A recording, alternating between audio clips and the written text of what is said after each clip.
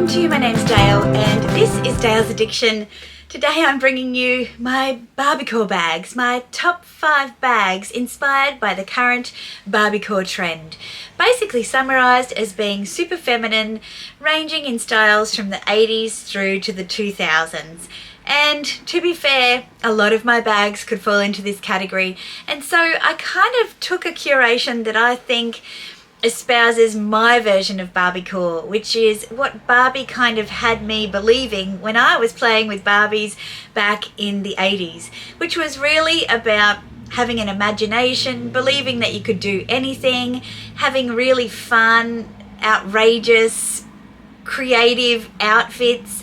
The more creative and crazy the outfit, the more we wanted the Barbie. No one was buying beige Barbie, classic Barbie. Everyone was buying crazy Barbie. And in fact, I've literally bought a couple of Barbies from eBay in the last couple of days for my sister and I. We loved Barbie and the Sensations. I think she was like the cheap version of Barbie and the Rockers, but we couldn't get Barbie and the Rockers, so we had Barbie and the Sensations. And I have found 2 from 1987, and Barbie's wearing like a bomber jacket and she's got big blonde hair, and there's a cassette. And I've also bought 2 cassette players, and I still remember the songs from those cassettes. One was Bopping Away, like, do you wanna know how to bop? I can show you all how to rock, rock.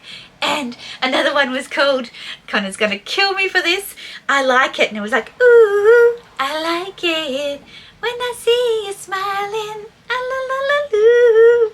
Anyway, so it's fair to say I remember those days very, very fondly. I don't know where that Barbie ended up. I know my sister and I used to fight over it all the time, but Barbie absolutely was a key part of my childhood, and I have to say I can see the connections in how I look at fashion today.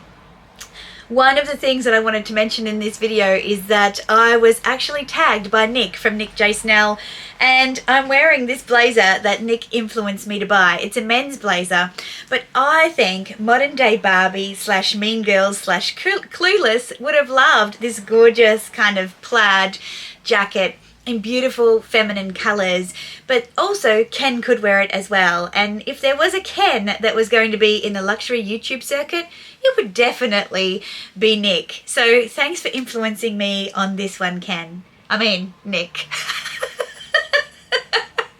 Also, I was recently tagged by Dee Bean and Andrea from AKB Bags, both fairly new luxury YouTube channels. I will tag their videos and Nick's in the description box below.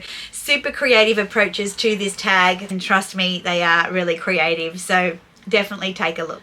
So when I looked at the rules of the game, Barbiecore, and I guess the femininity and the whimsy and the period of bags, I could not include my beautiful multicolour Alma in the PM. A top handle, imagine Barbie with her plastic hands holding this bag on the crook of her arm or in her hand, and it would go with so many Barbie kind of outfits.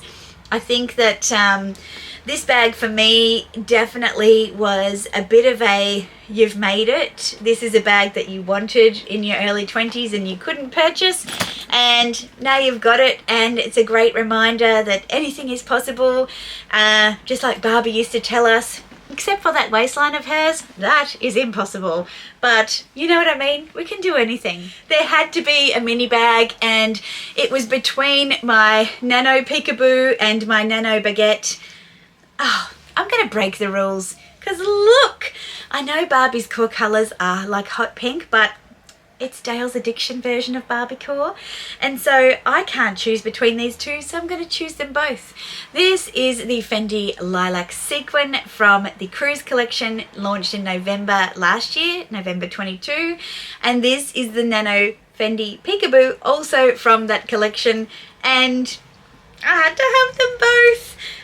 And I think that these are beautiful, whimsical, pretty, feminine pieces in classic styles that Barbie would have just loved. Now the next piece was a tricky one. I was picking one bag from Chanel, and I thought Barbie on holidays in Biarritz channeling Chanel.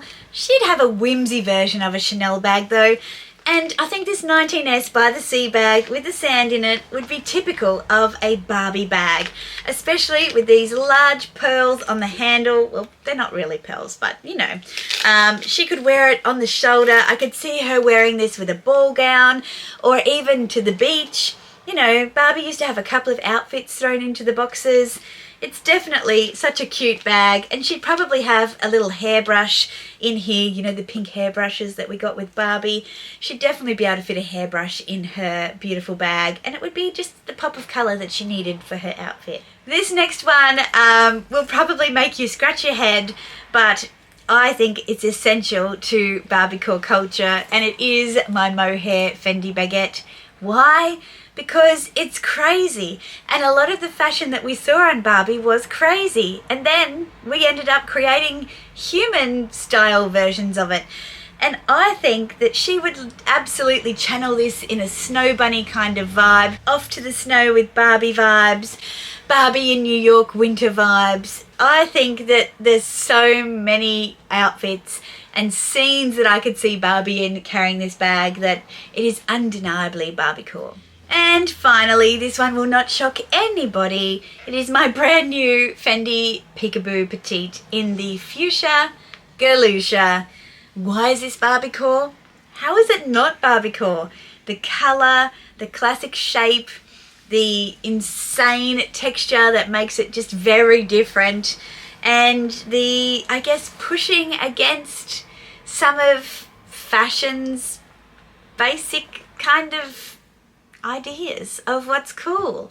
I think that this Galusha Petite Peekaboo, it was a weird but happy coincidence that it was released when Barbiecore is at the height of its craze, but it really is a classic neutral colour. I have been purchasing fuchsia handbags since I started spending decent money on handbags. My first Coach bag was a fuchsia colour. Was a fuchsia colour. It was $1,500. That was a lot of money, and I wore that bag like a neutral every single day. I bought 2 Dior, one Dior zip around wallet in fuchsia lambskin, and I used to carry that as a clutch when I went out before I had handbags. I bought another Dior patent leather fuchsia wallet with a little gold chain that I could use as like a little clutch bag as well. And then I had a bit of a drought of fuchsia pieces in my collection for quite some years, until this year where I've bought 3. So I, for one, absolutely believe that Barbiecore is not just a trend or a fad. This colour and what it does for my colouring, it just really speaks to me, to so many different skin tones, hair colours. It's really not exclusive to any one particular body type. A little bit like Barbie is becoming more aware of being more inclusive and diverse in what she brings to young children everywhere, boys and girls and everyone who's still deciding.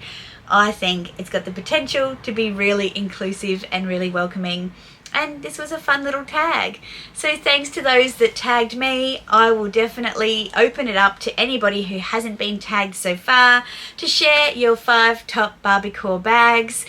I think that if you haven't already done this tag by now because you haven't been tagged, don't stop. Definitely lean in and do it. We would love to see what you choose. Please like this video with a thumbs up if you've enjoyed it, and subscribe if you haven't already. I'd love to see you back here for more. I put out videos on Mondays and Wednesdays and Sundays. So I would love to see you back for more videos. And until then, ciao. Bye.